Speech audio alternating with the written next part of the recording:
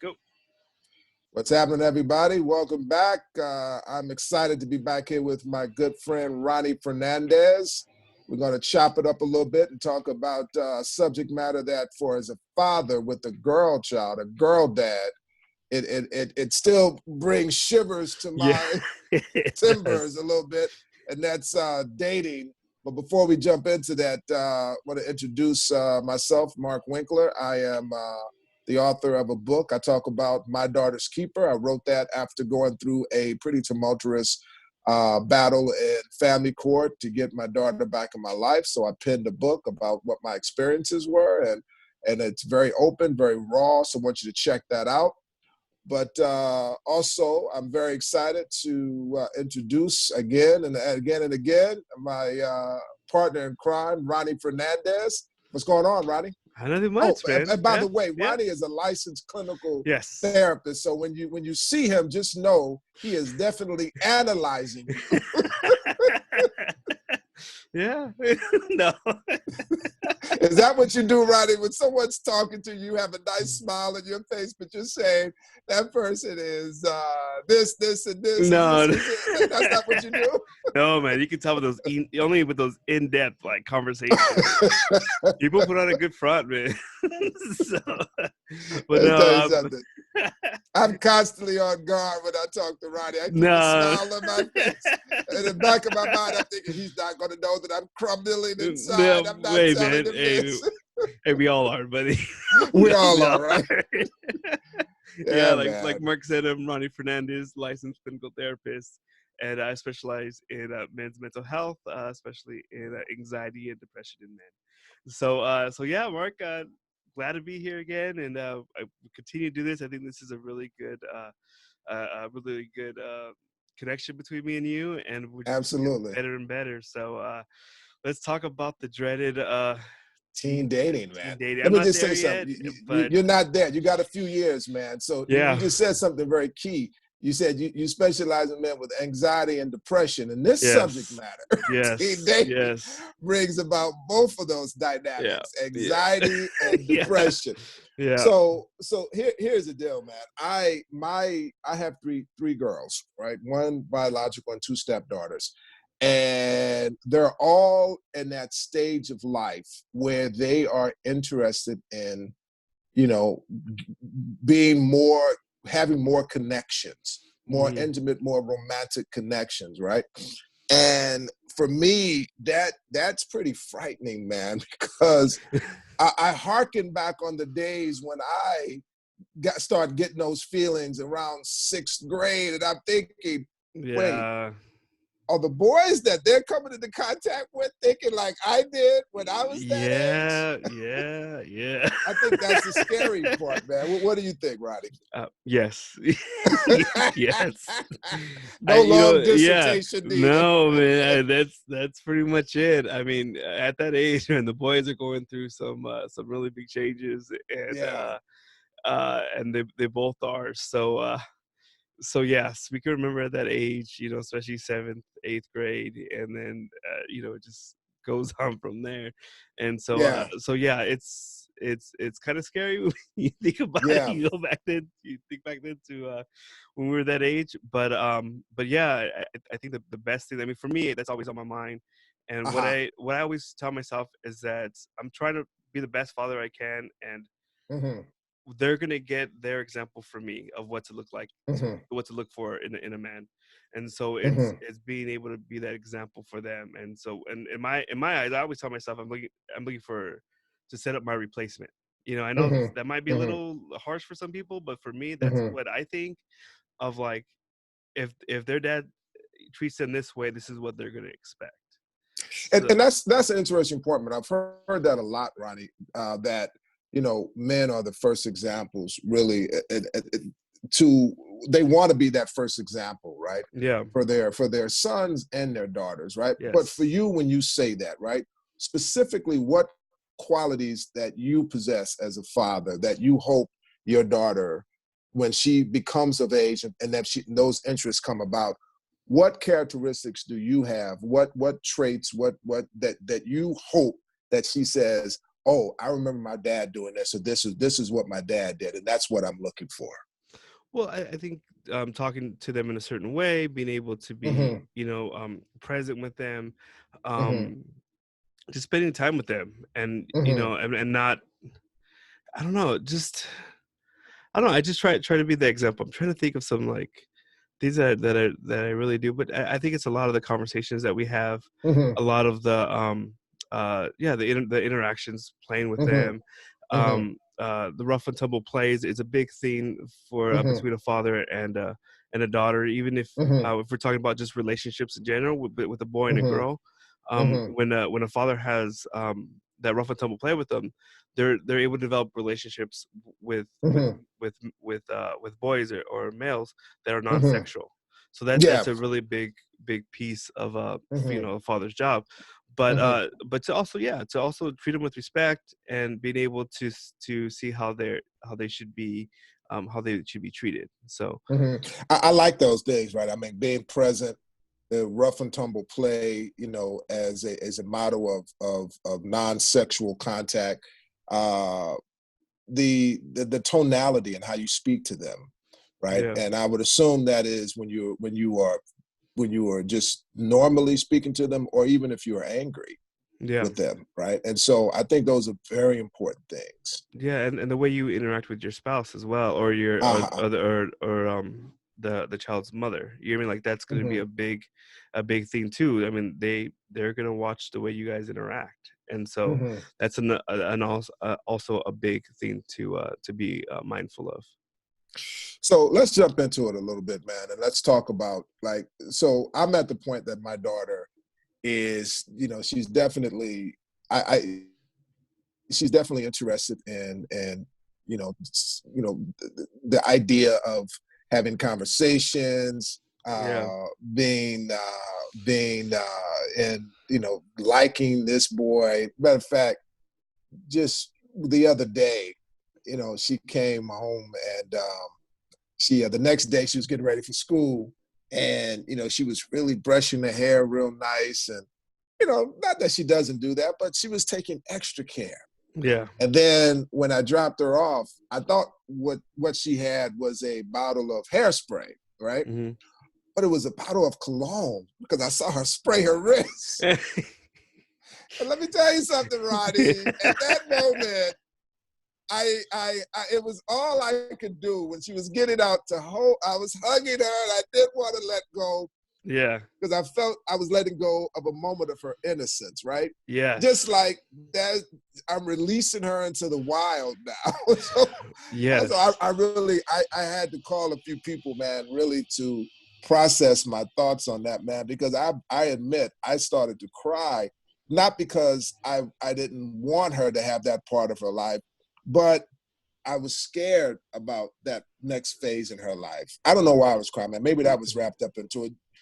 Okay, okay, I'm gonna yeah. allow you to analyze me, brother. Why was I crying? Well, I mean, what are you gonna think? I mean, being a parent is a really Hmm. rough job because your job is to kind of have them be independent, Hmm. and Hmm. so once you see something like that, she's different. You know what I mean? Like it's Yeah, like things are gonna change a little bit more and more, and so that yeah. was a little like thing is like, she's growing up, and you always gonna see your Hmm. daughter as that little girl, Yeah, but yeah, those things are sad, yeah. and because those things are growth. When she goes off to college, when she gets married, all these different things, and this little thing is to prepare you for those things that are coming eventually, right? Hmm. And Hmm. yeah, because it's a little piece, like, okay, she's growing up now, and there's, and yeah, so yeah, no, I think I mean, I would do the same thing too.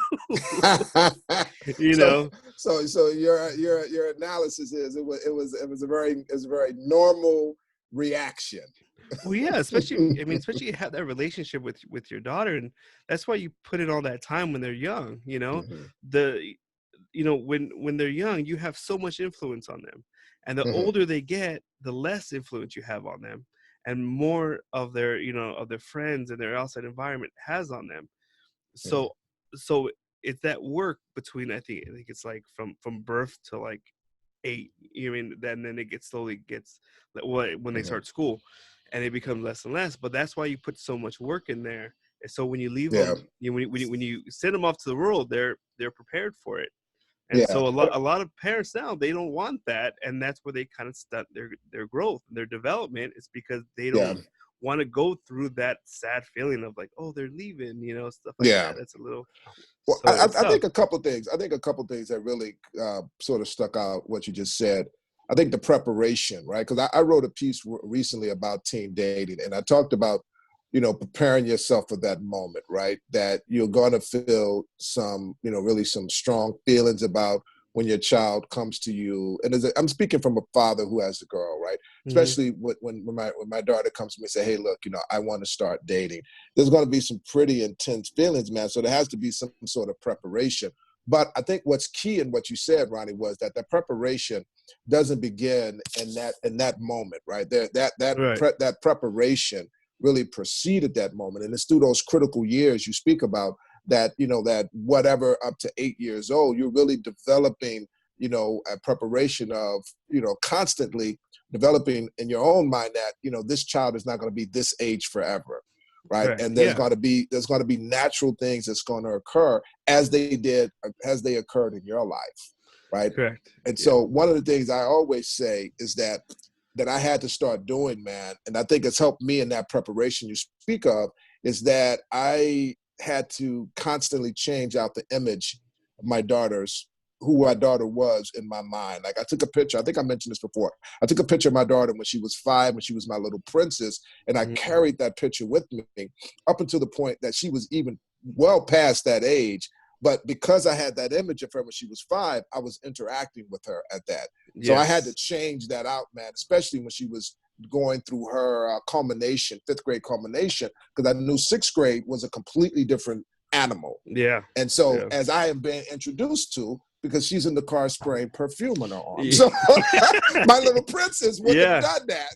Yeah. Yeah. Absolutely. And it's, and man, change is hard. Change is Yeah. really hard for anybody, and Hmm. especially for a parent. I mean, we've done a lot of work with them, did a Hmm. lot of time, and then to see them change, and then to go off into the Yeah. world is little by little is hard. And so Yeah. yeah, I think it's a difficult thing, and I see a lot more parents where they're not allowing their kids to develop. They're that Hmm. fear is kind of taking over, and they're not letting the child grow up and have Hmm. responsibility and all that kind of things, because you can do it better, right? but Right. but they're Right. not growing. Well, I think that's key, man. Because what I'm going to refer back to this article that I wrote, and one of the things I talked about was preparation, preparing yourself. Because you got to get some intense feelings. So if you have to talk to someone about it, like someone like yourself, because if you can really get to the point where you can begin to shut down, Yeah. and in that process of shutting down, you don't become open to this very natural experience. So I talk about, which we mentioned, the ideal of being prepared, remaining calm, and then it's something that you just mentioned that was also a point. It was about recognizing where they are in their age, right? Yeah. So having a conversation about where they are and validating those feelings. You can't say, "Oh no, you just 12, you 13, you don't know, you don't know Yeah. nothing about that," Yeah. and that causes them, I would think, and you let me know, I think if you make a statement like that, that would cause the child to shut down on you. Yeah, Yeah. I think it might cause some friction in the communication, instead of like Hmm. coming to you and talking about something. It's like, oh no, he's just gonna give me a rough time about that. I'll just keep it to Right. myself, and it's hard. It's hard having those conversations, and even talking to your daughter about like what are you afraid of? What are your Hmm. fears? Like boys Hmm. are, they can be, Right. not nice at times and take advantage of things and only look for one thing, and I'm scared about that, Yeah. Yeah. and tell him about things that I mean, I'm telling you, my dad was like, he was always like 5 steps in front of me when I was like 7th, 8th grade. Like he knew what I was do was what was coming, like 5 days ahead. Like he already knew about it, but he talked Hmm. to me about, hey, you watch out for this and this, and so I was Right. better prepared for it. But I think we had to have that openness of like, yeah, I'm scared because boys often do this. They often just want this. This is what Right. boys are going through at this time. Their hormones are out of control. Like, you want to make sure you're Hmm. safe, and having those conversations with them. And even though it's hard, because you want them to be, Yeah. your little princess, but you want to I, prepare them. and it's funny, man. That's one of the things. That's one of the points that I have in that in the article, that it's about maintaining open communication, and that becomes, as you said, that becomes difficult when you know that there's going to be certain things that you may not be ready for your child to experience, Yeah. but they are experiencing it, right? Yeah. And Yeah. probably in greater Mhm. amounts than you and I experienced when we were younger, because they have a greater level of exposure Yeah. to information and stimuli. So Yes. to not have that conversation may do something to soothe your own sort of, fantasy ideal of Yeah. what life is, but it does nothing for the further development of the relationship with your child. And So that's what men do. hmm We often, when things get really tough and when we don't hmm want to deal with it, we shut hmm down, we isolate, we drink, all hmm those type of things, and then 2 or 3 years go by. Your 12-year-old girl is now 14 years old, right, and right, you're off in the corner, drinking, listening to music by yourself, and not having these conversations that you need to have sure, with your daughter, sure. or son. I mean, son, those relationships are really important. So No, I know and it really is, man. And I think something that you just said, I think, was key, that you are off in the corner having your own sort of fantasy ideal of what life is, while she's out or he's out dealing with, okay, this is what the reality is, and making, creating plans and strategies around what they're actually dealing with. And yeah, really, the last point in the article that I wrote really sort of ties in with that. It's about, once you have the open communication, then you guys can feel that your son or daughter will probably feel very comfortable with you co-creating a plan yeah, for this new phase, right? Because yeah, one of the things you want to do as a parent, I know I do, is to be involved in this new dynamic, right? I'm not just mhm, going to say to my daughter, okay, great, you can just go to the mall. Here's a yeah, few dollars, just go to yeah, the mall, get a bus, right? yeah, I'm going to be there. My plan is to be there as a chaperone, yeah, to make certain that I chaperone first a group date situation, right? yeah, Then when we get to the point where there's individual one-on-one, I'm going to be there as a chaperone. And then once she's of age, maybe 16 or so, then I will begin to say, you can go on these 15 or 16, you can go by yourself. I drop you off and I pick you up, right? yeah, But by that time, Ronnie, I would have hopefully continued doing these things that we're talking about. I would have created an atmosphere where she, is handling these things responsibly, and I'm handling them maturely. yeah, yeah. Hey, yeah, you have to talk about those things, and Mhm. it's hard to talk about those things with other men because I always get you better get the shotgun ready, you better get this Yeah, ready, and it's like, right. no, no, I want them to get married, I want them to Sure. find somebody, I want them to to have a family. So it's like, no, that's not Yeah. what I'm gonna do. What I'm gonna do Right. is talk about those, what's coming, what boys are thinking at that time, Mhm. but how to keep yourself safe, how are they feeling about it, like all these things Right. that are uncomfortable. But it's okay. So what I'm gonna tell myself in my head is, do I want them to hear it from me, or do I want to Right. have them hear it from their friends, or from media or TV or whatever? Like, Mhm. I mean, I'd rather come from me. But Absolutely. it's really uncomfortable, and I really don't want to do it, but I feel like it's really important. And I think once you're in that space, it's uncomfortable walking into that space. But I think once you're in that space, it becomes less uncomfortable, because you really do start to realize that it's a natural, normal process. Yeah, Right? This is what I went through. This is what my parents went through, my grandparents.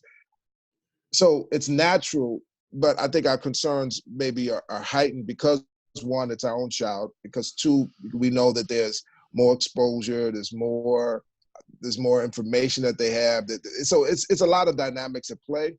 But the bottom line thing that's really at play is that this is a process that you can't stop, yep, yeah, right? So it's a force that you can't stop. It's a tidal wave that you can't block off with a wall or something, right? yeah, A wall of denial. So you really have to, as you said, man. It's not about these ideas, these fantasy ideas of, well, I'm going to get a shotgun and I'm going to stop this thing. yeah, No, I mean that's cool to have, like, if you're sitting around with the guys shooting the stuff and Yeah, joking and stuff like that. But when you're actually in that moment, man, you really have to say, how can I make the best decisions in this moment that is going to, one, strengthen my relationship with my child yeah, and help guide my child through these very difficult times, as you said, that they're going through, because they're trying to figure out everything that they're supposed to be doing in these yeah. moments as well. So, Yeah, no, absolutely. And I mean, I go back to my dad too. Is that mhm, he?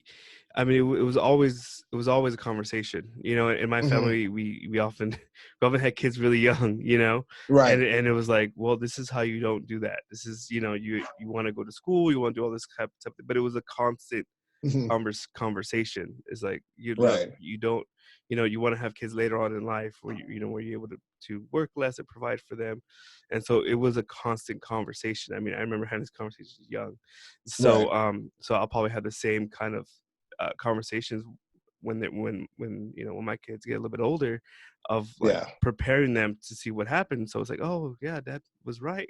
You know? Well, see that, but that's important though, man, because you know they had, and that, and having those conversations with you when you were younger, codified in your mind that that is how you're supposed to do it, and then Yeah, that was just ratified in your training as a therapist, that you have to, you know, meet your child where they are and have these conversations, these type of conversations at an appropriate developmental stage, but having the conversations are important, yeah, right? And so I think, man, that it's important. I agree that you need to talk. You need to be willing to have these difficult conversations, and you have to be open minded about it, man. Open minded about it. yeah, And if it's some fear, you got to be able to walk through the fear. And if you can't, you have to be able to reach out to a responsible person that you can have a conversation with, man. As men, you can't be afraid to do that. You can't be afraid to show that vulnerability, right? yeah. And So you have to I talk. think that's crucial.